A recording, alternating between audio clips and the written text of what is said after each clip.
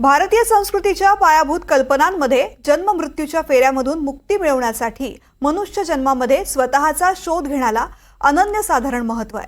प्रयागराजमध्ये सुरू असलेल्या महाकुंभच्या निमित्तानं हाच सत्वाचा शोध घेण्याचा प्रयत्न कोट्यावधी भाविक करतात। पाहुयात महाकुंभमध्ये कोट्यावधींना मिळणाऱ्या अद्भुत प्रचितीवरचा हा खास रिपोर्ट।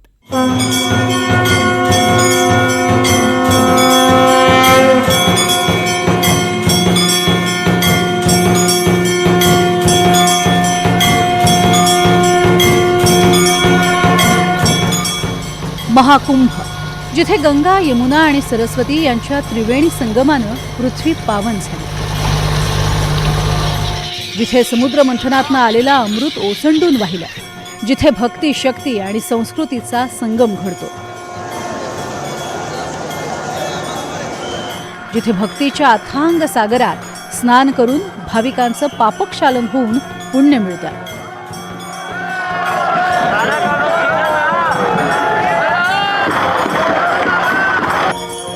महाकुंभातल्या काही दंतकथा आपल्या संस्कृतीचा आधार आहेत।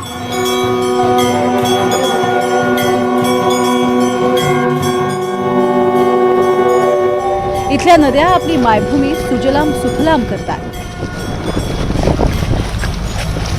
चला आपणही या साहित्य, संस्कृती, अध्यात्माच्या सागरात रममाण होऊया। कैसे आ गई फिर? जब मना कर रहा था तो कैसे आ गई फिर? छुप के वो सब्जी लाने गया। 2 बजे सब्जी लाने जाता है, दुकान से छुट्टी था तो खाना खा के सब्जी ला के रख के फिर दुकान जाता है। छुप के भाग गई? हाँ, फिर वो आएगा 10 बजे रात को। हाँ। हम तो नहीं, वो 9 बजे दुकान गया, 11 बजे हम स्टेशन आके पूर्वा पकड़ के इलाहाबाद चले। तो अभी तो चिंता कर रहे होंगे ना कि आप कहाँ चलेंगे? फोन है आपके पास? वो जानता है। फोन है आपके पास? हम नंबर बोलते हैं। नहीं, अभी रखी है फोन? हम फोन लेके नहीं चलते हैं। तो ये बताइए, यहाँ पहुँच के अपने बेटे से बात हो गई है कि आप यहाँ प्रयागराज? बात नहीं बेटा से किए हैं, किए हैं? पोती को बोल के आते हैं कि आप यहाँ हैं? नहीं, उसको बोलते हैं चल गाड़ी चढ़ा दे, यहाँ टिकट कटा के हम अपना करते। तो छुप के भाग आई हैं, बेटे को पता नहीं है, बस पोती को बता के आई हैं। और कितने दिन रहेंगी यहाँ पे? 1 महीना। 1 महीना रहेंगी। बेटा तो चिंता में परेशान हो जाए। नहीं, फिर परेशान होगा। पहले भी ऐसे करती रही हैं? हाँ, वृंदावन भी जाते हैं, चारों कुंभ नहाए हैं, नासिक, हरिद्वार, उज्जैन, प्रयाग। कब से नहा रही हैं? 1945 से।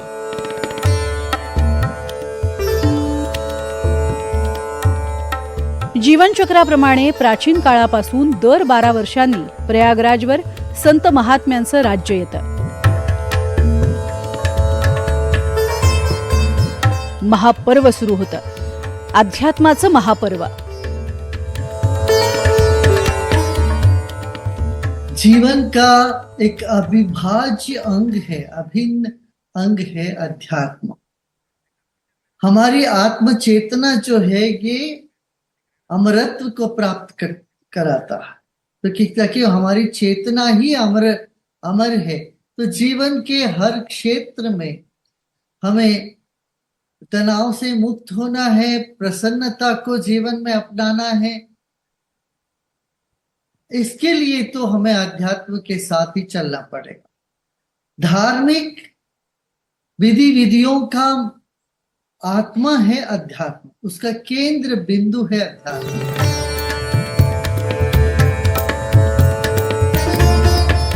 महाकुंभ एक असा सोहळा आहे जिथे स्वतःला ओळखण्याची संधी मिळते। स्वतःला ओळखणं ही खरी देवत्वाची प्रचिती असं म्हणतात। महाकुंभात स्वतःमध्येच ईश्वराची प्रचिती आल्यावर अवघा रंग एकच होऊन जातो। यह एक महाकुंभ की एक और विशेषता है कि यह पुरोहित रहित कार्य है। इसमें ईश्वर, प्रकृति और व्यक्ति के बीच में कोई संवाद सीधा है।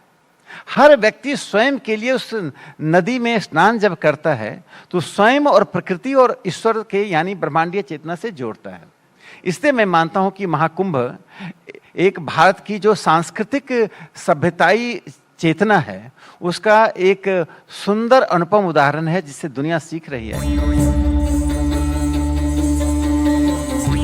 महाकुंभ एक उत्सव आहे. महाकुंभाच्या सोहळ्याला धर्माच्या चौकटीत जखडून ठेवता येत नाही.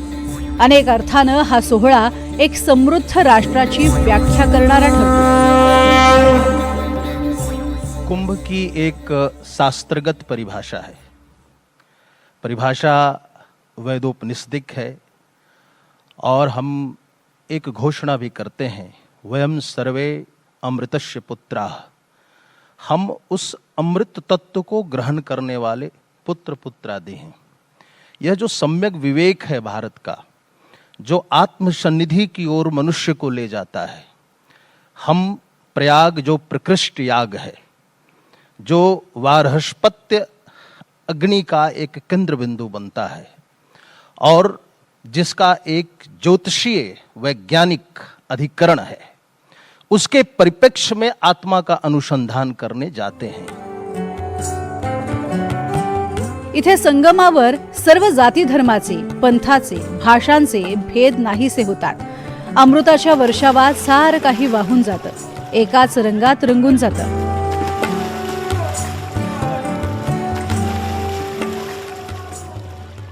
ये तो महापर्व है, महायोजन है. जाति भेद से हट करके है.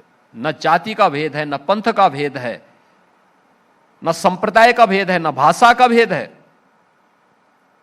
और आपने देखा होगा जब 13 पौष पूर्णिमा को 13 जनवरी को और मकर संक्रांति 14 जनवरी को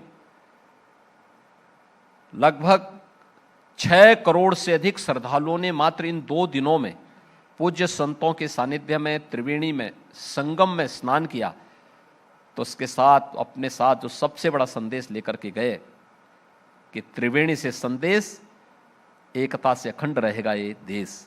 और एकता का ये संदेश त्रिवेणी ने दे दिया, महाकुंभ ने दे दिया. न जाति का भेद, न छुआछूत का भेद, न पांथिक भेद, न भाषा का भेद. और हम उसी पर प्रहार कर रहे थे कि जो लोग हमें बदनाम करते थे, सनातन धर्म को बदनाम करते थे, वे आकर के इन आयोजनों के साथ जोड़ करके देखें. दूर से मत देखें, दूर से मत देखें. धृतराष्ट्र न बनो, किसी संजय की आंखों से मत देखो, स्वयं आकर के इसका दर्शन करो. दर्शन करोगे तो पुण्य के भागीदार बनोगे और डुबकी लगाओगे तो पुण्य जन्म जन्मांतर के साथ आगे भी बढ़ेंगे. और मुझे अच्छा लगा कि न केवल देश के लोग श्रद्धालु तो आते ही थे, विदेशी श्रद्धालु भी बहुतायत आए. उन्होंने इस पे बहुत अच्छी, बहुत सटीक कमेंट की हैं कि अद्भुत है, अकल्पनीय है. इथे येऊन परदेशातले लोक आले की आश्चर्यचकित होतात. इंडिगो एअरलाइन्सचे सीईओ पीटर एल्बर्स यांनी लिहिलंय, प्रयागराजमध्ये महाकुंभ भरलाय.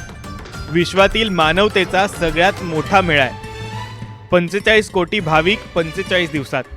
या सोहळ्याची कल्पना करणंच अशक्य आहे. युरोपच्या लोकसंख्ये इतके लोक आणि अमेरिकेच्या लोकसंख्येपेक्षा जास्त लोक. मी सुद्धा महाकुंभात होतो. शब्द, वाक्य, फोटोग्राफ इथल्या ऊर्जेचं वर्णन करण्यास अपुरे आहेत. मी सकाळी 5 वाजता 10 लाख लोकांसोबत संगमावर स्नान केलं. मंत्र, प्रार्थना, आस्था आणि मानवतेची एकता या सगळ्यांमध्ये मी सामावून गेलो होतो. इतक्या गर्दीत एक वेगळीच शांतता होती. या महासोहळ्यात लहान थोर, श्रीमंत गरीब यांच्यातली दरी नाहीशी होते.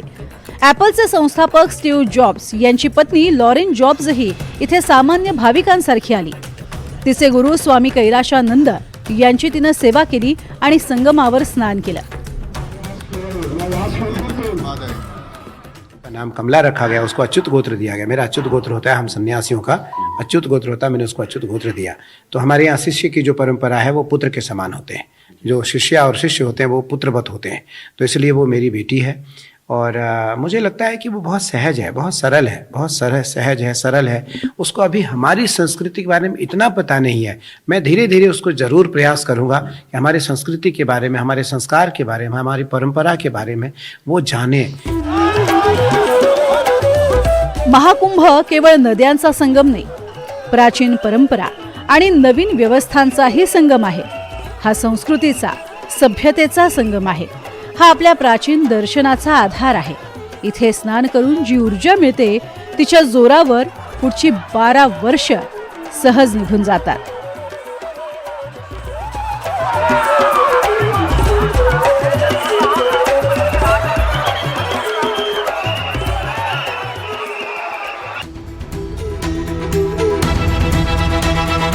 हे आहे NDTV आणि आपण पाहत आहात NDTV मराठी.